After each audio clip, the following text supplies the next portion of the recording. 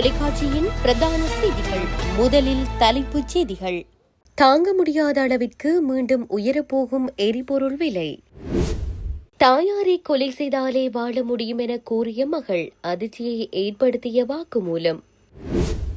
கனடாவில் தமிழ் இனப்படுகொலை நினைவு சின்னம் சேதம், எழுந்துள்ள கண்டனம். வெளிநாடுகளில் வாழும் கனேடியர்கள் விடுக்கும் கோரிக்கை. நியூ ரங்கராஸ் தங்க சுரங்கம், Markham and Steeles, 6055 Steeles avenue east, C102. தொடர்பென விரிவான செய்திகள். மத்திய கிழக்கில் போர்ச்சூழல் தீவிரமடைந்தால் மே மாதத்தில் எரிபொருள் விலை தாங்க முடியாத அளவிற்கு உயரக்கூடும் என அமைச்சர் நலிந்த ஜாதிச தெரிவித்துள்ளார். பொதுமக்கள் தாமாக முன்வந்து நுகர்வை கட்டுப்படுத்த வேண்டும் என அமைச்சர் வேண்டுகோள் விடுத்துள்ளார். எரிபொருள் விலை உயர்விற்கான காரணங்களை விளக்குவதற்காக நேற்று அரசாங்க தகவல் திணைக்களத்தில் நடைபெற்ற ஊடகவியலாளர் சந்திப்பில் அவர் இந்த கருத்துக்களை தெரிவித்தார். எரிபொருள் விலை உயர்வு இருந்த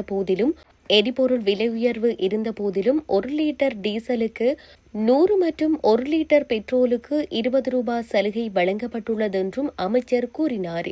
உலக சந்தையில் எரிபொருள் விலை உயர்வு மற்றும் கப்பல்களுக்கான பாதுகாப்பு கட்டண உயர்வு ஆகியவற்றால் நாட்டில் எரிபொருள் விலைகளும் கடுமையாக பாதிக்கப்பட்டுள்ளன என்று அமைச்சரவை பேச்சாளர் அமைச்சர் நலிந்த ஜெயதிச தெரிவித்தார். நம்மில் எவராலும் வேறுவிதமாக கணிக்க முடியாது. ஆனால் அண்மை காலத்தில் விலைகளை உயர்த்தும் எண்ணம் அரசாங்கத்திற்கு இல்லை. ஓரளவுக்காவது விலைகளில் கட்டுப்பாடு இருக்கும் என்று நம்புகிறோம். அது ஒரு நல்ல நம்பிக்கை. இல்லையெனில் மே மாதத்தில் முதல் நாளில் விலை உயர்வு நிகழும் போது தாங்க முடியாத அளவிற்கு விலைகளை உயர்த்த வேண்டி இருக்கும் என அவர் மேலும் தெரிவித்தார். யாழ்ப்பாண பல்கலைக்கழகத்தின் சித்த மருத்துவபீட விரிவுரையாளர் தயாளினி திலீபன் கொலை செய்யப்பட்ட விவகாரம் சமூகத்தில் பெரும் அதிர்ச்சியை ஏற்படுத்தியுள்ளது. இந்த சம்பவத்தின் பின்னணி பற்றி பலத்த விவாதங்கள் தோன்றியுள்ள நிலையில் இளமை காதல் போதைக் கலவையினால் இந்த கொலை நடந்துள்ளது விசாரணையில் தெரியவந்துள்ளதாக தெரிவிக்கப்படுகிறது. விரிவுரையாளரின் மகளும் மருமகனும் திட்டமிட்டு இந்த கொலையை செய்தது இதுவரையான விசாரணையில் வெளியிடப்பட்டுள்ளது. கடந்த 18ஆம் திகதி அதிகாலையில் விரிவுரையாளர் கொலை செய்யப்பட்டு அன்று காலையிலேயே அரியாலை தனங்கிழப்பு பற்றைக்காட்டுக்குள் வீசப்பட்டுள்ளார். சடலத்தை வீசிவிட்டு விரிவுரையாளரின் வீட்டில் கொள்ளையடிக்கப்பட்ட நகையை அடக்கு வைத்து பெற்ற பணத்தில் திருகோணமலையில் வாடகைக்கு வீடெடுத்து வீட்டிற்கு பால் காய்ச்சி குடிபுகுந்து தம்பதியாக வாழ ஆரம்பித்த மகளும் மருமகனும் 20ஆம் திகதி காவல்துறையினரால் கைது செய்யப்பட்டுள்ளனர். அவர்களிடம் நடத்தப்பட்ட விசாரணையின் அடிப்படையில் 21ஆம் திகதி தனங்கிழப்பு பற்றைக்காட்டுக்குள் இருந்து விரிவுரையாளரின் சடலம் மீட்கப்பட்டது.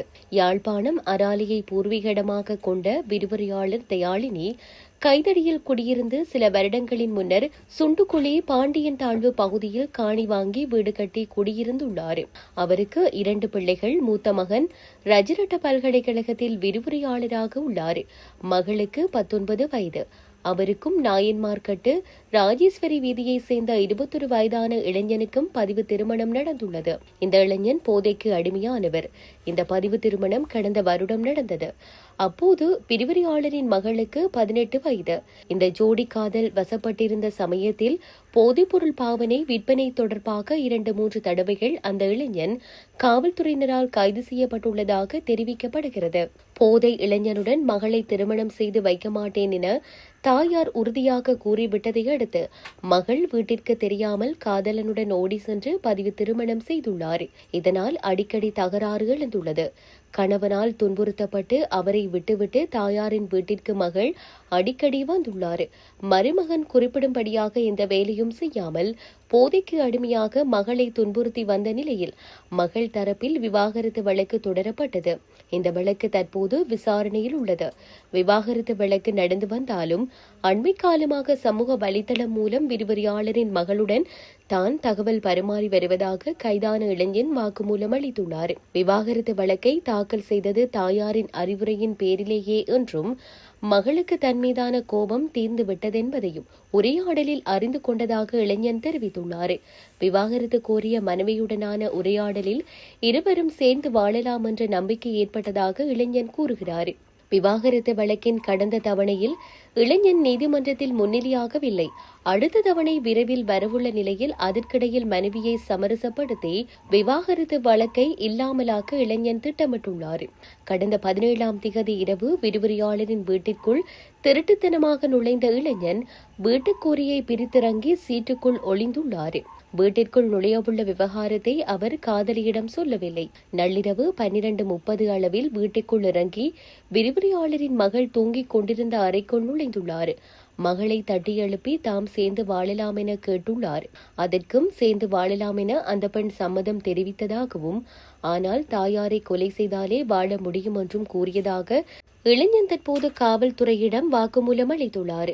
அந்த பெண்ணின் யோசனையின்படியே விரிவுரையாளரை கொல்ல முடிவெடுத்ததாகவும் கைதான இளைஞன் தெரிவித்துள்ளார். 18ஆம் திகதி அதிகாலை 1:30 மணியளவில் விரிவுரையாளர் தூங்கிக் கொண்டிருந்த அறைக்குள் நுழைந்ததாகவும், தனது தாயாரின் கால்களை மகள் அழுத்தி பிடித்திருக்க இளைஞன் கழுத்தை நெரித்து கொன்றது விசாரணையில் தெரிய வந்துள்ளது. கொலையின் பின்னர் வீட்டில் இருந்த சிசிடிவி கேமராவின் டிவிஆர் இருந்த அறையை திறந்து டிவிஆரை எடுத்து சென்றுள்ளனர். அதை திருகோணமலையில் செல்லும் வழியில் நீர்நிலை ஒன்றில் இருந்ததாக தெரிவித்துள்ளனர். டிவிஆர் இருந்த அறையின் திறப்பை மகளை எடுத்து தந்ததாகவும், தாயாரின் நகைகள் இருந்த அறை திறப்பையும் தந்து நகைகளை எடுக்கும்படி சொன்னதாகவும் இளைஞன் தெரிவித்துள்ளார். கொலை செய்த பின்னர் சடலத்தை படுக்கை விரிப்பினால் சுற்றி விரிவுரையாளரின் காருக்குள் வைத்துள்ளனர். இருவரும் இணைந்தே சடலத்தை காருக்குள் கொண்டு சென்றுள்ளனர். பின்னர் தான் வந்த மோட்டார் சைக்கிளில் விரிவுரையாளரின் மகளையும் ஏற்றிக்கொண்டு தனது வீட்டிற்கு சென்றுள்ளார். அங்கு தனது மோட்டார் சைக்கிளை நிறுத்திவிட்டு வாடகை வாகனத்தில் அந்த பெண்ணுடன் விரிவுரையாளரின் வீட்டிற்கு திரும்பி வந்துள்ளனர். விரிவுரையாளரின் சடலத்தை புதைப்பதற்காக மண்வெட்டி ஒன்றையும் எடுத்துக்கொண்டு காரில் புறப்பட்டுள்ளனர். மண்வெட்டியினால் கிடங்கு வெட்ட முனைந்த போது மண்வெட்டி உடைந்ததால் அந்த முயற்சியை கைவிட்டு தனங்கிழப்பு பற்றிய காட்டுக்குள் சடலத்தை வீசிவிட்டு சென்றதாக இளைஞன் வாக்குமூலத்தில் தெரிவித்துள்ளார். எனினும் கொலையில் தனது பங்கை மகள் இதுவரை மறுத்து வருவதாக விசாரணையாளர்கள் தெரிவிக்கின்றனர். விரிவுரையாளரான தனது தாயாரையும் தங்கையையும் கடத்தி சென்றுவிட்டதாக விரிவுரையாளரின் மகன் காவல்துறையில் முறையிட்டிருந்தார். காவல்துறையினர் இது தொடர்பில் தீவிர விசாரணை நடத்தி கொண்டிருந்த போது சில தொழில்நுட்ப வசதிகளால் தம்பதிகள் சிக்கியுள்ளனர். அவர்கள் சிக்குவதற்கான தொழில்நுட்ப தகவல்களை விரிவுரையாளரின் மகனே கொடுத்துதவியுள்ளார். இந்த ஜோடி தப்பி செல்லும் போது விரிவுரையாளரின் ஏடிஎம் அட்டையை பயன்படுத்தி கிளிநொச்சி பரந்தன் பகுதியில் பணம் பெற்றுள்ளனர். இதற்கான குறுந்தகவல் விரிவுரையாளரின் தொலைபேசிக்கு சென்றது. அத்துடன் திருகோணமலையில் உள்ள எரிபொருள் நிரப்பு நிலையம் ஒன்றில் QR குறியீட்டுக்கு எரிபொருளை பெற்றுள்ளனர். இதற்கான குறுந்தகவலும் தொலைபேசிக்கு சென்றது. இது தவிர கொலையின் பின்னர் தனது தொலைபேசியை நிறுத்தி வைத்திருந்த மகள் திருகோணமலையில் வீடொன்றை வாடகைக்கு பெற்று குடிபுகுந்த பின்னர் தனது தொலைபேசியை இயக்கியுள்ளார். இதன்போது அவரது புவியியல் இருப்பிடத்தை சகோதரன் அறிந்து கொண்டார். இந்த தகவல்களின் அடிப்படையில் காவல்துறையினர் துரிதமாக செயற்பட்டு திருகோணமலையில் வைத்து இந்த ஜோடியை கைது செய்துள்ளனர். விரிவுரையாளரை கொன்ற பின்னர் அந்த வீட்டிலிருந்து எடுக்கப்பட்ட நகையை அடகு வைத்து பெற்ற பணத்திலேயே திருகோணமலையில் வீடு வாடகைக்கு எடுத்துள்ளனர். திருகோணமலையிலிருந்து இந்த ஜோடி யாழ்ப்பாணம் அழைத்து வரப்பட்டு நடத்தப்பட்ட விசாரணையில் விரிவுரையாளர் கொலை செய்யப்பட்டு சடலமாக வீசப்பட்டது தெரிய வந்தது. இளைஞனின் தகவலின் அடிப்படையில் தனம்கிளப்பு பற்றைக்காட்டுக்குள் விரிவுரையாளரின் சடலம் மீட்கப்பட்டது. அவரது சடலம் யாழ்ப்பாண போதனா வைத்தியசாலையில் பிரேத பரிசோதனைக்குட்படுத்தப்பட்டு கொலை செய்யப்பட்டமை உறுதி செய்யப்பட்டுள்ளது. தேர்தல்களில் வாக்களிப்பதில் உள்ள தடைகளை நீக்கி வாக்காளர்களின் பங்கேற்பை அதிகரிக்க வேண்டும் என வெளிநாடுகளில் வாழும் கனடியர்கள் கோரிக்கை விடுத்துள்ளனர். வெளிநாடுகளில் வாழும் கனடியர்களில் சுமார் 3.5 மில்லியன் பேர் வாக்களிக்க தகுதியுடையவர்களாக உள்ளனர். எனினும் அவர்களது வாக்குப்பதிவு மிக குறைந்த சதவீதத்திலேயே பதிவாகி வருகிறது. 37 நாட்கள் கொண்ட குறுகிய தேர்தல் காலம் வெளிநாட்டவர் வாக்களிக்க போதுமானதாக இல்லை. அத்துடன் சர்வதேச அளவில் 200க்கும் மேற்பட்ட வெவ்வேறு அஞ்சல் துறைகளை நம்பியிருக்க வேண்டியுள்ளதால் வாக்கு சீட்டுகள் உரிய நேரத்தில் வந்து சேருவதில் சிக்கல் நிலவுகிறது.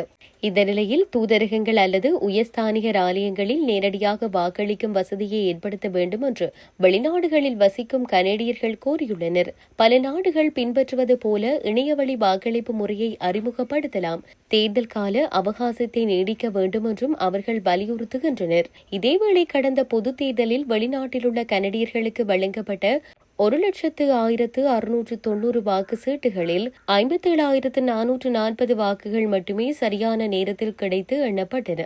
20,013 வாக்கு சீட்டுகள் கால தாமதமாக வந்ததால் நிராகரிக்கப்பட்டன. ஏனையவை தகவல்கள் குறைபாடு அல்லது திருப்பி அனுப்பப்படாத காரணங்களால் கணக்கில் கொள்ளப்படவில்லை என்று தகவல்கள் வெளியாகியுள்ளன.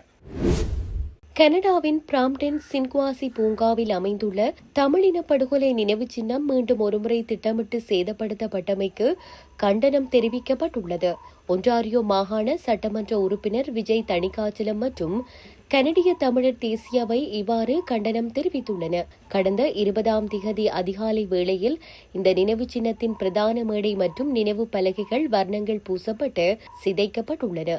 இந்த செயல் அருவருப்பானதென குறிப்பிட்டுள்ள விஜய் தணிகாச்சலம், இது ஒட்டுமொத்த ஒன்டாரியோ தமிழ் மக்களின் அடையாளம் மற்றும் வரலாற்றின் மீதான நேரடி தாக்குதல் என சாடியுள்ளார். படுகொலையை மறுக்கும் போக்கும் ஒன்டாரியோவில் இடம் பிடிக்க முடியாது என அவர் ஆணித்தரமாக தெரிவித்துள்ளார். இதனிடையே இது ஒரு தற்செயலான நிகழ்வு அல்லவென்றும் கடந்த 2025ஆம் ஆண்டு மே மற்றும் ஜூன் மாதங்களிலும் இதேபோன்ற தாக்குதல்கள் நடத்தப்பட்டிருந்த நிலையில் இது திட்டமிட்ட ஒரு சதி என்றும் கனடிய தமிழர் தேசியவை சுட்டிக்காட்டியுள்ளது. இந்த வன்முறையின் பின்னணியில் இலங்கை அரசாங்கத்துடன் தொடர்புடைய சக்திகளின் தலையீடுகள் இருக்கலாம் என குறித்த அமைப்பு சந்தேகம் வெளியிட்டுள்ளது. அத்தோடு பீல் பிராந்திய காவல்துறையினர் கண்காணிப்பு கேமரா பதிவுகளின் அடிப்படையில் முறையான விசாரணை நடத்தி குற்றவாளிகளை கைது செய்ய வேண்டும் என வலியுறுத்தப்பட்டுள்ளமை குறிப்பிடத்தக்கது. இத்துடன் செய்திகள் யாவும் நிறைவு பெறுகின்றன. மேலதிக செய்திகளை அறிந்து கொள்வதற்கு www.tamilaram.com எனும் இணையதளத்தை பார்வையிடுங்கள்.